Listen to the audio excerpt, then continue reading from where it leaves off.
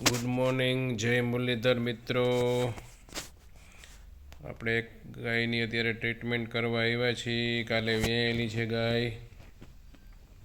જો એની કન્ડિશન અત્યારે બહુ ખરાબ છે. હાઇપોકેલ્સિમિયાનો કેસ છે. મિલ્ક ફીવર કહી શકો એને. દૂધિયો તાવ, આપણી ભાષામાં ગામઠી ભાષામાં દૂધિયો તાવ કહેવાય. વધારે પડતું મિલ્ક દોઈ લેવાથી પણ આ પ્રોબ્લેમ થતો હોય છે. કોઈ બ્લડ પ્રોબ્લેમથી પણ આ પ્રોબ્લેમ થતો હોય છે.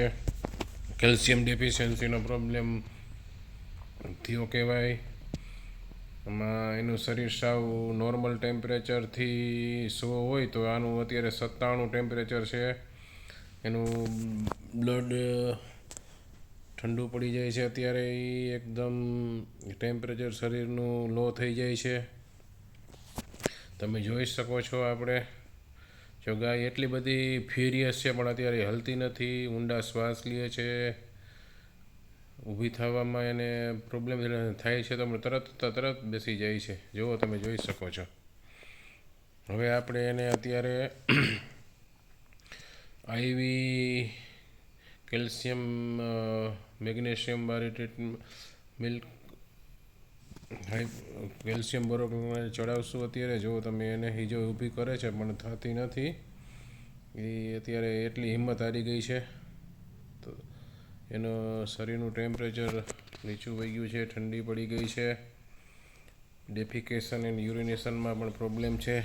અત્યારે આપણે એને જો મિલ્ક ફીવર ફોર્મ્યુલા ફ્લુઇડ આઈવી જગુલર વેન થ્રુ આપણે એને આપી છીએ. જો અત્યારે એને આપણે બાટલો ચડાવવાનું ચાલુ કરી દીધું છે. એને અત્યારે ફ્લુઇડ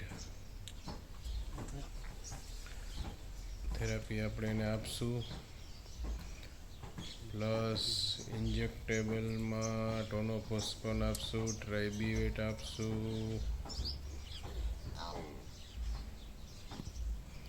કેલ્શિયમ રિકમેન્ડ કરશું. ઓરલ કેલ્શિયમ આપવાનું કહેશું અઠવાડિયું 10 દિવસ સુધી. જો એ કેલ્શિયમ આપણો અત્યારે એને આઈવી ચડી ગયું છે એટલે તરત જ ઊભી થઈ ગઈ. જુઓ તમે, ગાય અત્યારે ઊભી થઈ ગઈ છે. આ પ્રમાણે ટ્રીટમેન્ટ એને આપણે અત્યારે આપી છે. જુઓ, તમે કેસ જોઈ શકો છો. હવે એ અત્યારે વ્યવસ્થિત થઈ ગઈ છે. જે કેર લેવાની છે એ પ્રમાણે આપણે એને કહેશું, જેથી કરીને કીટોસિસ ડેવલપ ન થાય. નકર આ મિલ્ક ફીવર જે એનિમલમાં થયું હોય એમાં પછી પાછળથી કીટોસિસ થવાના ચાન્સીસ રહે છે.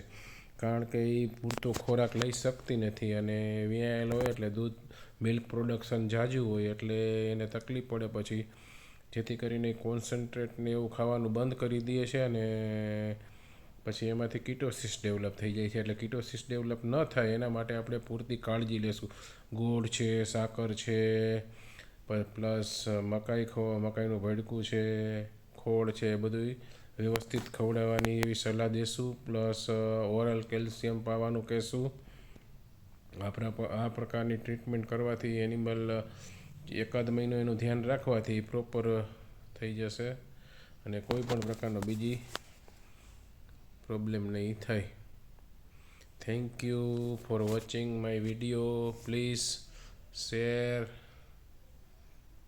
સબસ્ક્રાઈબ, લાઈક આગળ મોકલો, જેથી કરીને બીજા લોકો જોઈ શકે ને આવો કેસ હોય ત્યારે શું ટ્રીટમેન્ટ કરવી પડે એ આપણે કહી શકીએ, પ્લસ કરી શકીએ. જો અત્યારે તરત જ ખાવા માંડી છે, આપણે એની ટ્રીટમેન્ટ કરી, ઇન્જેક્ટેબલ આપ્યું, આઈવી ફ્લુઇડ ચડાવ્યું, કેલ્શિયમ ફોસ્ફરસ કોમ્બિનેશનવાળું. Thank you for watching.